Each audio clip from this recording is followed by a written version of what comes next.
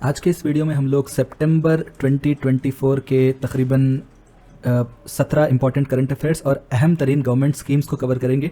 Government schemes को मैंने इस वीडियो के लास्ट में रखा और जो इंपॉर्टेंट करंट अफेयर्स है ये शुरू में है। तो आपसे गुजारिश है कि शुरू के भी पार्ट को भी देखिए, लास्ट के भी पार्ट को देखिए। अगर आपके पास टाइम की कमी है तो फास्ट फॉरवर्ड करिए, बट ये वीडियो ज़रूर कंप्लीटली देखिए। तो सबसे पहले एक जो इंपॉर्टेंट करंट अफेयर है वो तेलंगाना इकोनॉमी के पॉइंट ऑफ व्यू से काफ़ी ज़्यादा इंपॉर्टेंट है। वो ये है कि प्राइम मिनिस्टर के एडवाइजरी काउंसिल, ठीक है, इसको EACPM बोलते, इसकी तरफ से एक हालिया रिपोर्ट जारी किया गया जिसमें कहा गया कि तेलंगाना का जो पर कैपिटा इनकम है ये नेशनल पर कैपिटा इनकम से 193% ज़्यादा है और तेलंगाना के बाद कर्नाटक है, तमिलनाडु है और केरला है। तो नेशनल पर कैपिटा इनकम को कंपेयर करेंगे तेलंगाना से तो तेलंगाना इज मोर देन 193.6% और तेलंगाना के बाद कर्नाटक, तमिलनाडु और केरला का नंबर आ रहा है। और इसी रिपोर्ट में ये बताया गया, मैं बहुत शॉर्ट तरीके से बोल रहा हूँ, इसी रिपोर्ट में ये बताया गया कि तेलंगाना जो है साउथ इंडिया का इकोनॉमिक पावर हाउस है, ठीक है। तो जैसा कि कुछ स्टेट है साउथ इंडिया के, कर्नाटक, आंध्र प्रदेश, तेलंगाना, केरला, तमिलनाडु, ये चंद रियासतें, ठीक है, ये 5 रियासतें, 1 2 3 4 5 रियासतें इंडिया के GDP में 30% कंट्रीब्यूट करते हैं। मतलब इंडिया की GDP अगर 100 रुपये है तो 30 रुपीज़ जो है सिर्फ ये 5 स्टेट से आता। तो इसमें फिर तेलंगाना को अगर हम देखें तो एक अपने आप में बहुत बड़ी बात है। तो इस रिपोर्ट में यह भी बताया गया कि जब से तेलंगाना अलग हुआ डेवलपमेंट में ज़बरदस्त तरीके से तेलंगाना को फ़ायदा पहुंचा, जबकि आंध्र प्रदेश थोड़ा सा पीछे रह गया तेलंगाना के मुकाबले में। दूसरा इंपॉर्टेंट करंट अफेयर यह है कि तेलंगाना की हुकूमत की तरफ से एजुकेशन कमीशन को कायम किया गया। तो आपको तो मालूम है, हम सब जानते कि हमारा एजुकेशन सिस्टम ऐसा है कि पढ़ाई पढ़ने के लिए कॉलेज को जाते हैं और स्किल सीखने के लिए अमीरपेट जाना पड़ता है या दिलसुख नगर जाना पड़ता है, क्योंकि हमको ये बोला जाता है कि भाई कॉलेज में सिर्फ किताबों से पढ़ाई होती है और असली पढ़ाई अगर आपको पढ़ना है तो बाहर जाके कुछ कोर्स करना पड़ता।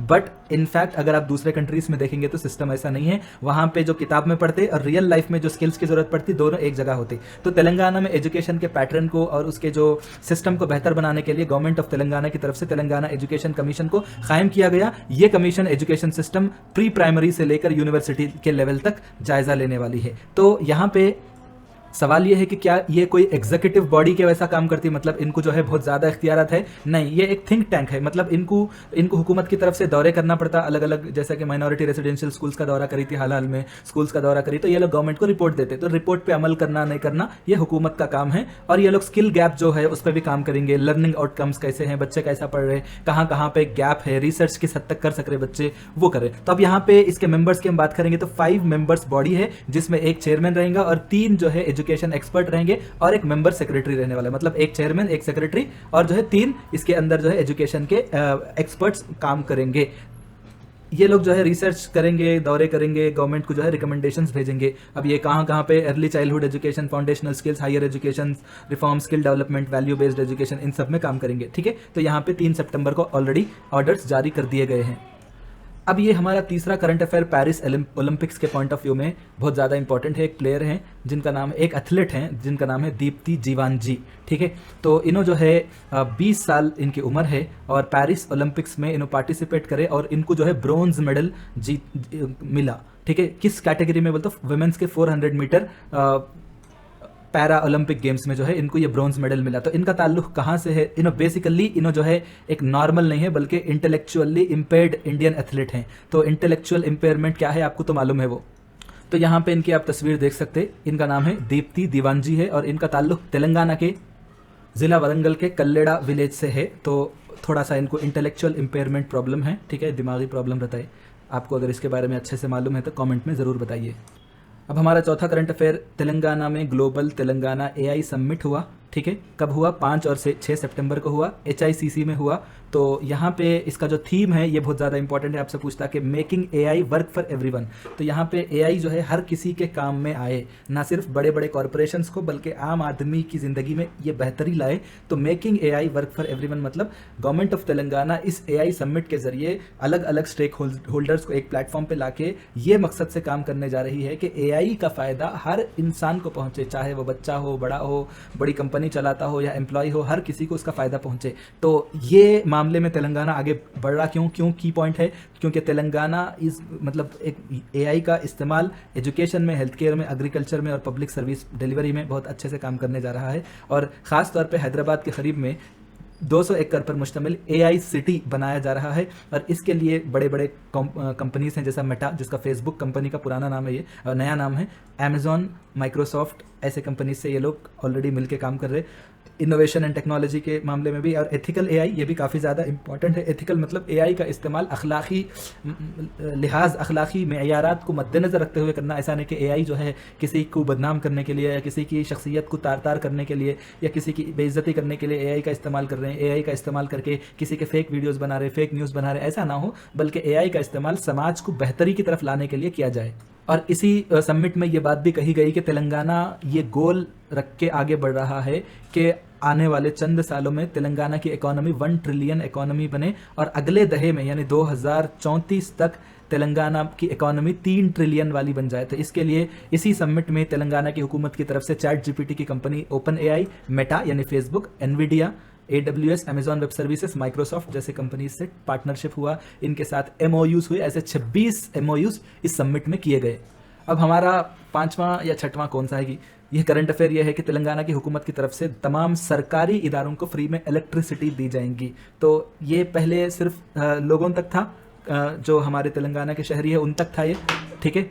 तो ये जो कौन सी स्कीम है जिसके अंडर में फ्री इलेक्ट्रिसिटी दी जा रही है सर्टेन अमाउंट तक, वो आप लोग कमेंट में बताना। तो गवर्नमेंट की तरफ से ऑर्डर जारी किया गया सितंबर 2024 में और इसके लिए एक ऑनलाइन पोर्टल बनाया जा रहा है जिसमें जो है पूरे जो कंजम्पशन और बिलिंग के डिटेल्स हैं वो सब रहेंगे। और जो है इस मामले में अलग अलग डिपार्टमेंट से जो है तालमेल बरकरार रखा जा रहा है। तेलंगाना की हुकूमत की तरफ से कुछ इंपॉर्टेंट अपॉइंटमेंट्स किए गए। BC वेलफेयर कमीशन के लिए उसके चेयरमैन के तौर पर G निरंजन को एज ए चेयरमैन बनाया गया, बैकवर्ड क्लासेस वेलफेयर कमीशन ये कमीशन का नाम है। और दूसरा agriculture and farmers welfare commission के लिए M Kodanda Reddy senior Congress leader है, इनको अपॉइंट किया गया। और तेलंगाना एजुकेशन कमीशन के लिए साबिक IAS ऑफिसर आकुनूरी मुरली को अपॉइंट किया गया है।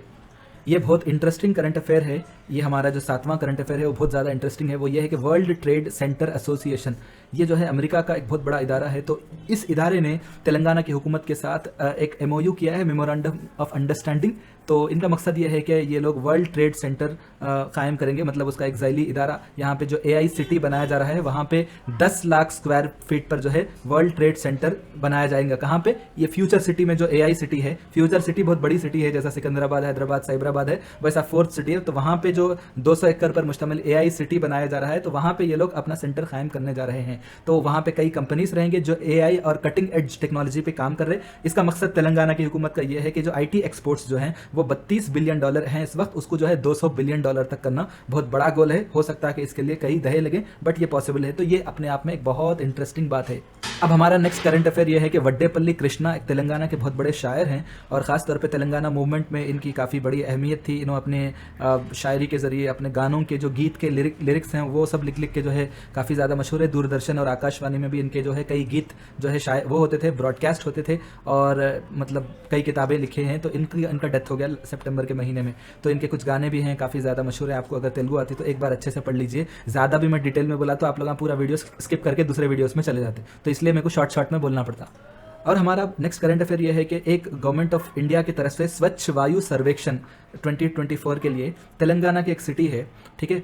तो ये जो है टायर 2 सिटी है। तो ये सिटी है नलगुंडा। तो ये जो है बेस्ट एयर क्वालिटी इंप्रूवमेंट का रैंक इसको मिला है, ठीक है। वैसे शायद हैदराबाद को बहुत 25 रैंक शायद मिला, 21 या 21 शायद मिला।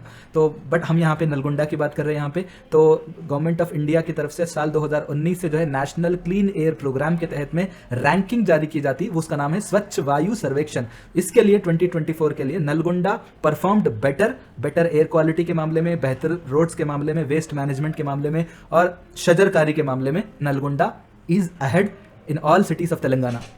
अब हमारा नेक्स्ट करंट अफेयर, नलीमला भास्कर एक तेलुगु के ट्रांसलेटर हैं और तेलुगु के राइटर हैं, मुसन्निफ हैं और मुतरजिम हैं। इनको जो है कालोजी अवार्ड 2024 मिला, ठीक है। तो ये सालाना दिया जाता और गवर्नमेंट ऑफ तेलंगाना की तरफ से दिया जाता लिटरेरी एक्सेलेंस के मामले में। तो ये जो शायर हैं, ये जो मुसन्निफ और मुतरजिम हैं जिनका नाम है नलीमला भास्कर, इनको जो है साल 2024 के लिए कालोजी नारायण राव अवार्ड दिया गया है। तो इन 14 लैंग्वेज में माहिर हैं और कई किताबों का इंडियन लैंग्वेजेस से तेलुगु में तर्जुमा किया। तो ये कालोजी नारायण राव साहित्य पुरस्कारम ये हर साल गवर्नमेंट ऑफ तेलंगाना की तरफ से तेलंगाना के शायर हजरात को और मुसन्निफ हजरात को दिया जाता।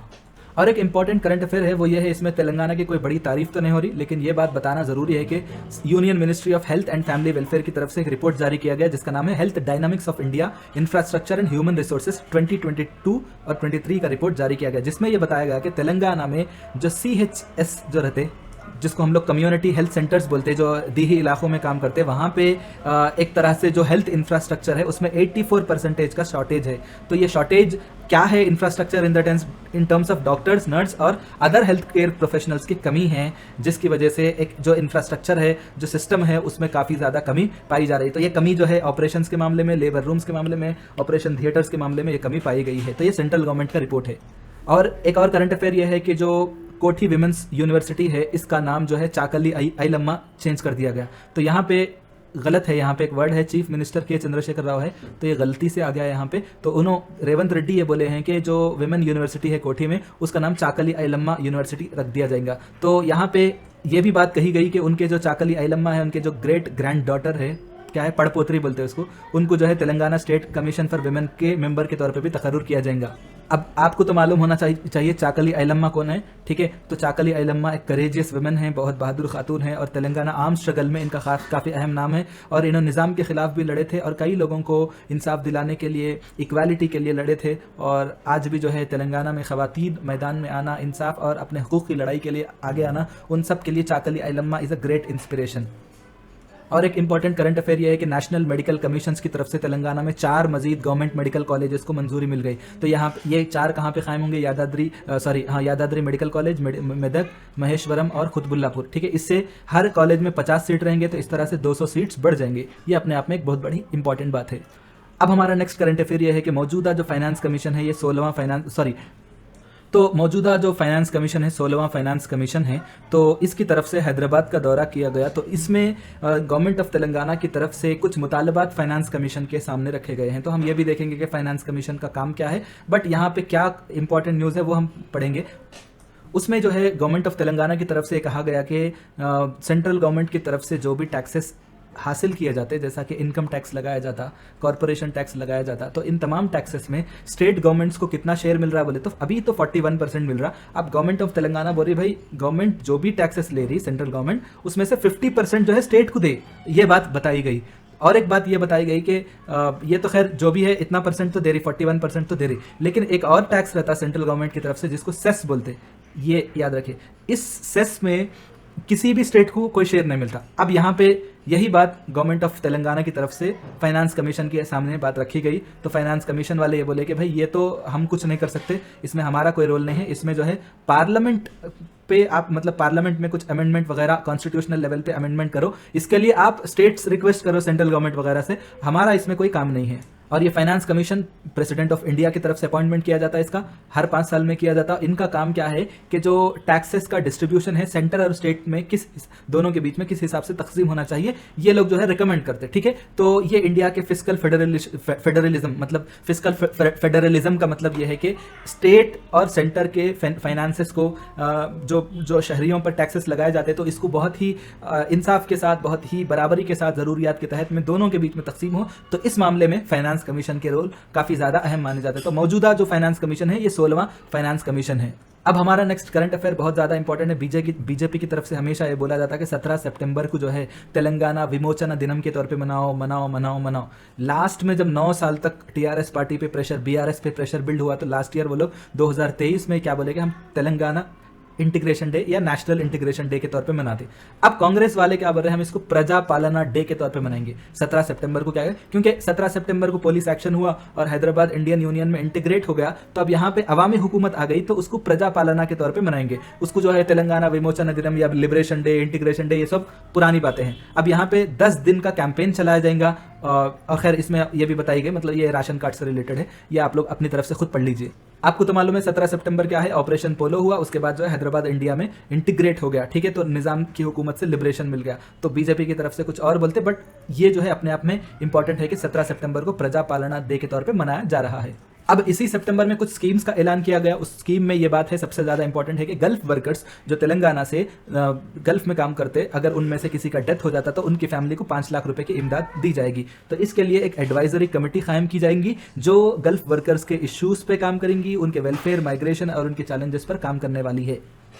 इसमें और एक पॉइंट सबसे ज़्यादा इंपॉर्टेंट है कि प्रजा भवन में हर हफ्ता प्रजावाणी हो रहा, तो वहाँ पे एक और काउंटर बनाया जाएगा जहाँ पे प्रवासी प्रजावाणी के नाम से, मतलब जो गल्फ वर्कर्स के जो इश्यूज़ है, हो सकता है कि कोई गलत एजेंट के जरिए कोई फंस जाता, या किसी का कुछ पैसा नहीं रहता, किसी का जॉब नहीं रहती, उन्हें वहाँ पे बेचारा परेशान रहता, तो ऐसे तमाम लोगों के मसाइल को वहाँ पे सुन के उसके लिए कोई सोल्यूशन निकाला जाएगा। और यहाँ पे और एक सबसे इंपॉर्टेंट बात, यहाँ पे पॉलिसी लेवल पे ये न्यूज़ सबसे ज़्यादा इंपॉर्टेंट है कि तेलंगाना हुकूमत की तरफ से MSME पॉलिसी का ऐलान किया गया। MSME का मतलब क्या? Micro small medium enterprises. इसका मतलब क्या? इंडिया में जितने भी जॉब्स मिलते, मोस्ट ऑफ द जॉब्स जो है MSMEs ही देते। आप जाके देख लीजिए, आपके घर में कोई काम कर रहे तो बहुत कम लोग ऐसे होंगे जो मतलब एग्रीकल्चर में या नहीं तो कंपनीज, बड़े कंपनीज में काम करते हैं। ज़्यादातर लोग छोटे छोटे में, किसी की जेरोक्स की दुकान रहती है, किसी के आधार कार्ड की दुकान रहती है, कोई किसी कारखाने में काम करता, कोई किसी छोटी मोटी कंपनी में काम करता, कोई ग्राफिक डिजाइनर के तौर पे, छोटे मोटे कंपनीज यही जॉब्स देते हैं इंडिया में, ठीक है। ज़्यादातर जॉब्स MSMEs देते। अब यहाँ पे MSMEs को अगर पुशअप करेंगे तो इससे क्या होता है कि स्टेट की इकोनॉमी बेहतर होंगी, लोगों को ज़्यादा से ज़्यादा जॉब्स मिलेंगे। तब यहाँ पे इस पॉलिसी में सबसे ज़्यादा इंपॉर्टेंस किस बात पे दी जा रही है कि MSMEs के लिए